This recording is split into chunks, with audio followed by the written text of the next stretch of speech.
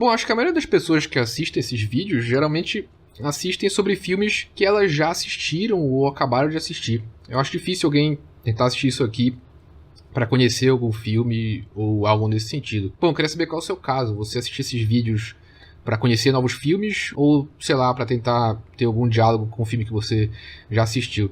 Bom, se você não conhecer esse filme de hoje, eu fico animado em lhe apresentar o diretor Max Ophüls, que é um diretor bastante reverenciado por figuras como o Kubrick ou o Paul Thomas Anderson. É um diretor bastante elogiado, muito pelo seu estilo de planos e sequências. Acho que talvez seja a característica que a gente mais ouve falar dele, né? Um diretor alemão que produziu bastante ali no período da década de 30 até esse último filme dele que eu vou falar hoje, que é o de 50, é um filme lançado em 55.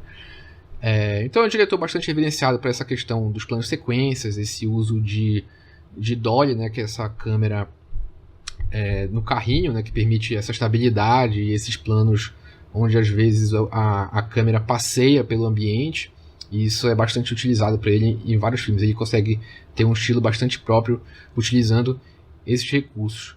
Então eu fico feliz que talvez você possa estar conhecendo esse diretor. E o filme que eu vou falar hoje é o Lola Montez.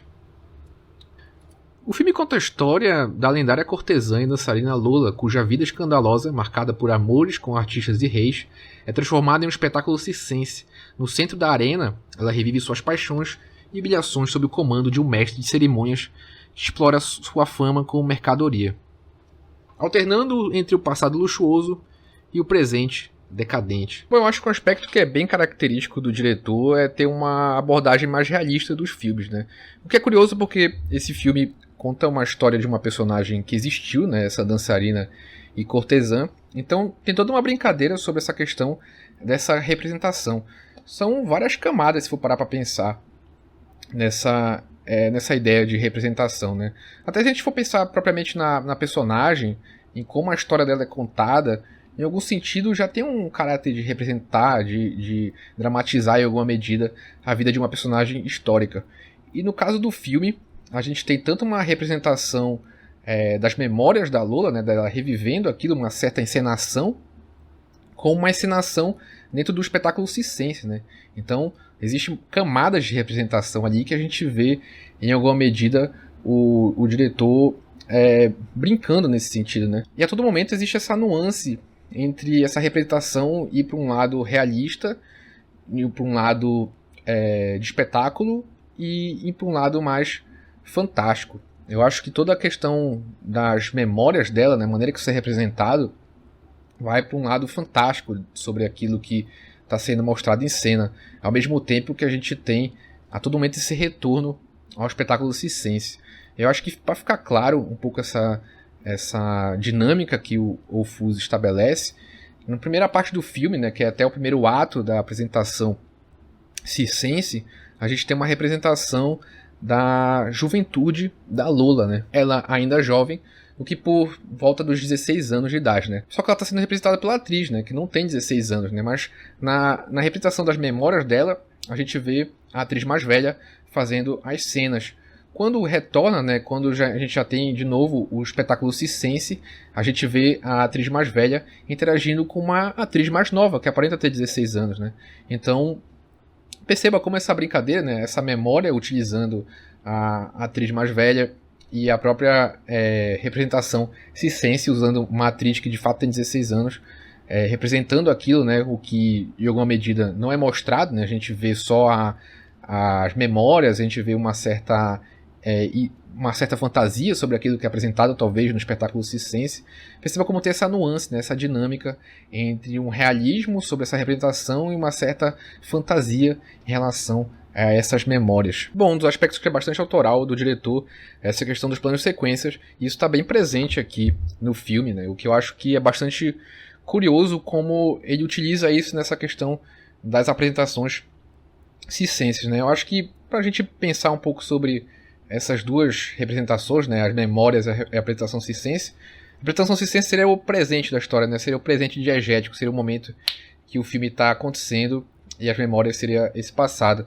E eu acho que toda a coordenação daquele ambiente circense, né, de tudo aquilo acontecendo e em alguma medida não é aleatório, tudo ali na representação circense remete a alguma questão com as memórias da Lola, né? Remete até com cenas que a gente já viu, até com personagens que estão propriamente no presente ali, e, por exemplo, o próprio mestre de cerimônias do circo, em alguma medida a gente vê ele aparecendo nessas apresentações circenses, nesses números circenses, né? A gente vê uma figura dele representando o mestre circense, né? Então a todo momento o filme está passeando por essas camadas de representação, né? A gente tem alguns momentos até que aparecem vários duplos, vários bonecos da Lola, assim, cabeças dela nos bastidores, assim, então tem toda uma noção até de repetição, né, compulsão à repetição, né, o filme, ele tem várias repetições de planos, né, especialmente um plano vertical,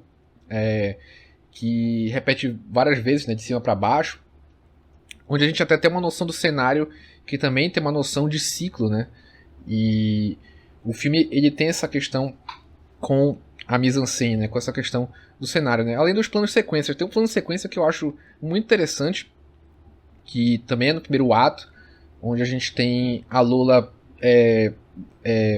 onde a gente tem a Lola andando por uma navegação, por um navio, né? E ela passando por vários ambientes, e tudo isso sem um corte, até que ela vai para um ambiente externo, e aí tem um corte na cena, né? Só que a câmera meio que acompanha o movimento que ela estava fazendo anteriormente, né? Parece algo simples, parece algo óbvio, só que, de novo, da maneira que é feita é muito elegante e mantém uma sequência em relação à temporalidade da ação e em relação à temporalidade do espaço, né? Eu acho que assistindo esse filme a gente consegue perceber como foi influente para diretores como Kubrick, né? E consequentemente para diretores posteriores como Wes Anderson também, né? Essa coordenação de atores, essa noção desse ambiente com várias coisas acontecendo e tudo muito coreografado, e essa questão da sequência, essa temporalidade que acontece, parece tudo de maneira muito meticulosa, e a gente tem isso aqui não só nisso, mas também em relação à montagem, né? Porque a todo momento a gente está indo e voltando nesse presente, né, dessa representação circense, e nesse passado em relação às memórias, e essa representação do que, em alguma medida, talvez seja as memórias da personagem, né? Então, eu acho que, em alguma medida, fica bastante claro o porquê Max Ophüls foi tão influente assistindo esse filme, né? Toda essa questão desse controle do que está acontecendo no espaço, toda essa questão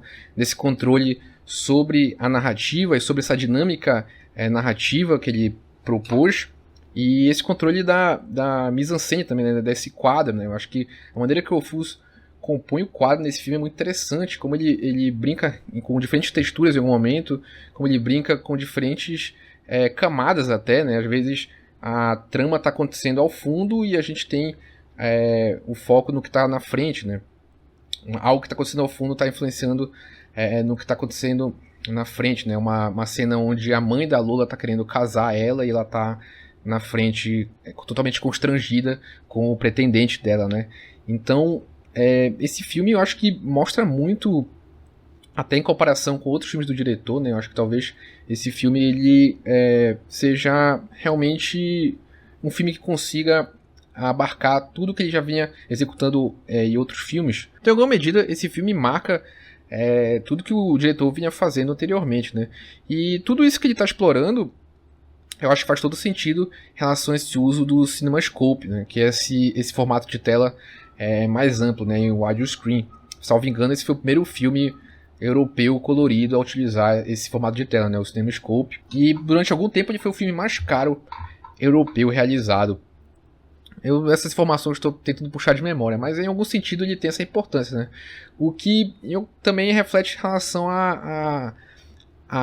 o que reflete em relação ao custo dele também, né? Ele teve várias versões, e até para a restauração dele foi utilizada várias versões diferentes, o que tem toda uma questão em relação ao áudio, que algumas cenas estão em alemão, outras em francês. Salvo engano, ele foi gravado em mais de um idioma, mas em relação à produção dele, esse contexto tem todas essas curiosidades, o que é bem interessante, faz todo sentido. O filme ele tem essas rimas, né, não só em relação ao que está acontecendo na história, não só em relação talvez à figura da cortesã, mas em relação à própria produção dele, né? Eu acho que o texto da Laura Mulvey sobre esse filme é bastante interessante por ela refletir um pouco sobre essa noção de ciclos, né? Dessa compulsão à repetição que essa noção industrial traz, dessa dessa equivalência entre imagem e dinheiro, né? De alguma medida, a Lula Maltês seria a primeira celebridade, o que faz todo sentido a gente pensar hoje essa noção de vender a própria imagem, uma dinâmica de repetição, tornar a própria vida um entretenimento, né? E buscar propriamente virar um ciclo vicioso, né? De buscar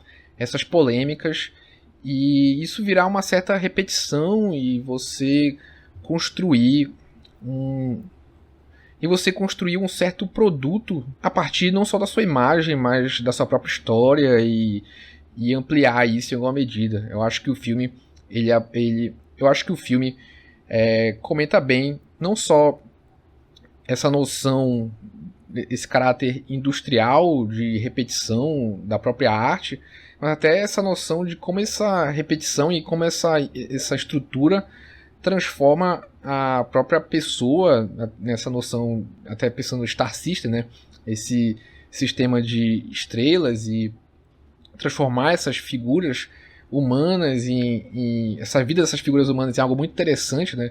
O que hoje, se a gente for parar para pensar, o que antes dependia de uma indústria, hoje todo mundo com celular consegue virar uma estrela, né, entre aspas, né, e acabar seguindo essa dinâmica de vender a própria imagem, de vender a própria vida, para criar um certo entretenimento acima disso e a partir de repetição, a partir de sensacionalismo, etc. Eu acho que a cena final do filme é bastante forte, até se for para pensar, onde a gente tem a Lula presa numa jaula e uma fila de homens que pagam para beijar a mão dela, né, e a câmera o plano vai abrindo, né, e a gente vai vendo como é uma massa, né, um grande número de homens pagando para beijar a mão da Lula, né? Eu acho que é um final bastante trágico, mas é mais trágico ainda se a gente for parar para pensar como o filme talvez reflete um pouco da dinâmica que a gente vive hoje, né?